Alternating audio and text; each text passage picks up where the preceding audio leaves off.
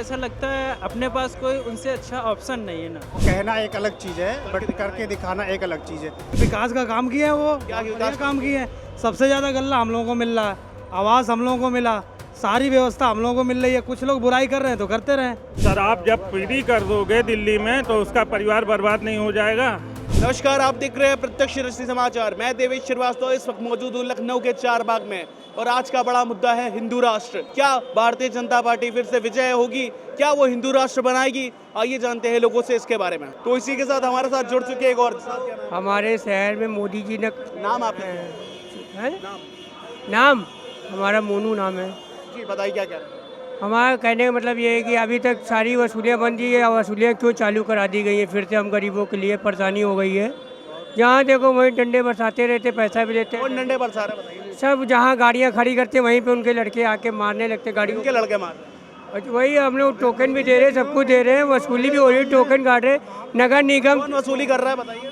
अरे 4 में वसूली हो रही है, नगर निगम को टोकन लिया जा रहा है। नगर निगम कर रहा ये है। देखिए हम पर्ची ले रहे हैं,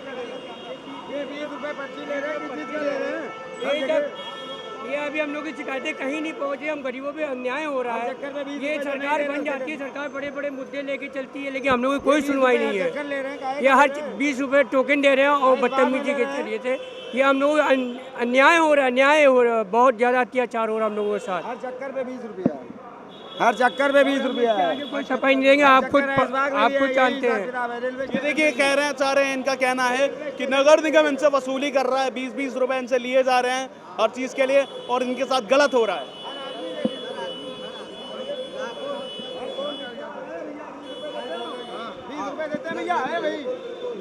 सब पैसे भरते हैं। ये इनकी शिकायतें हैं जो चल रही हैं।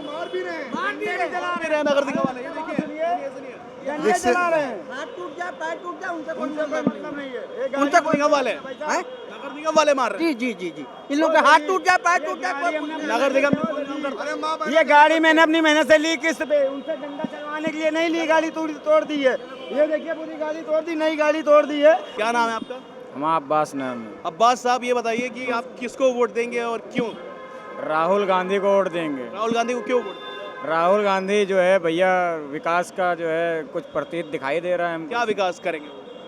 माँ भैया पहले ही बोल दिया है कि जो है युवाओं को जो है नौकरी देने का वादा कर रहे हैं, बेरोजगारों का हौसला होगा और जो है बाकी जो गरीब युवाओं को 1 लाख रुपए देने का वादा कर रहे हैं।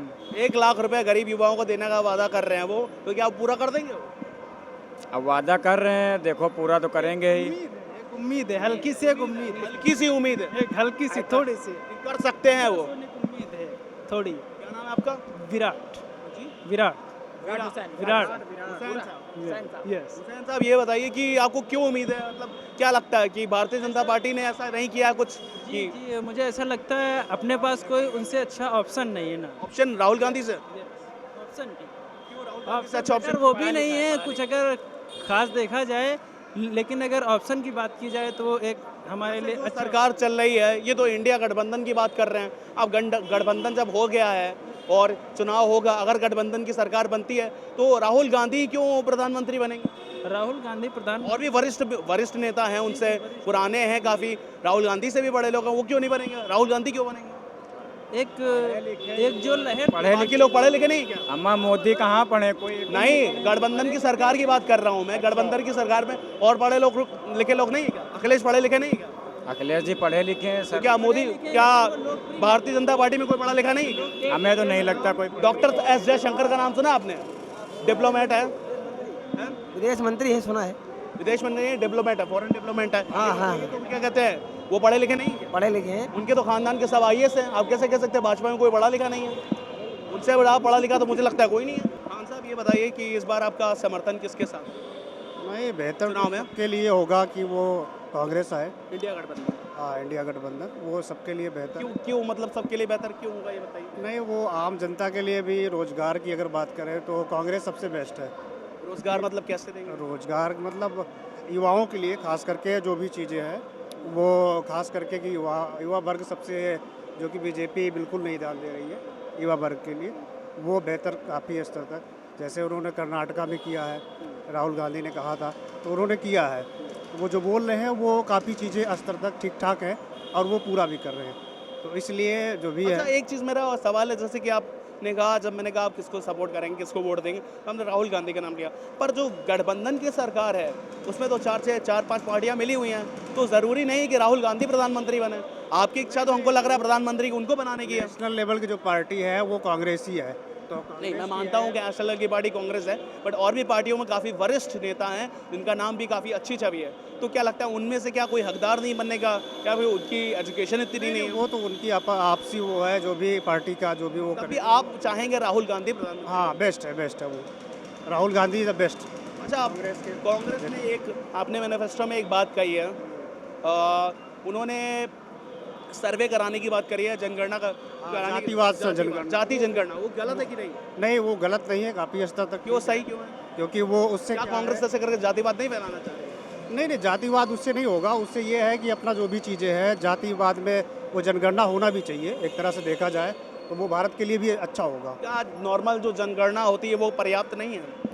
नहीं, उससे क्या है कि क्लियरिटी नहीं आ पा रही है, जो चीज़ें हैं वो अगर आगे दिखेगा। क्या इसके बाद क्या कांग्रेस इससे जातिवाद में, जाति के बेस में बंटवारा तो नहीं करने की सोच रही लोगों का? क्यों? क्योंकि उनके एक बहुत बड़े नेता, उनका एक बयान आया था कि इनहेरिटेंस लॉ को लाने के लिए, जिसमें कि आपने सुना होगा सैम पेट्रोला जी, इन्होंने कहा था कि हम क्या कहते हैं इनहेरिटेंस लॉ लाएंगे, जो आपकी कमाई हुई संपत्ति है उसका 55% सरकार रखेगी, 45% आपको देंगे। तो क्या लगता है कोई सही है? नहीं, ऐसा नहीं है, ऐसा भी नहीं है, जो भी चीज़ें हैं बट सर स्टेटमेंट का है, ऑन टीवी का है, ऑन एयर स्टेटमेंट, जो भी हो वो तो आपके हिसाब से सही है? पॉलिटिक्स होता है, कुछ कहते हैं। पॉलिटिक्स तो बात सही, लेकिन आपके हिसाब से ये चीज़ सही है या नहीं है? नहीं, ये चीज़ें तो नहीं ठीक है, बट आपको लगता है कि कांग्रेस को अपने मैनिफेस्टो में संशोधन करना चाहिए, अब बदलाव थोड़ा करना चाहिए?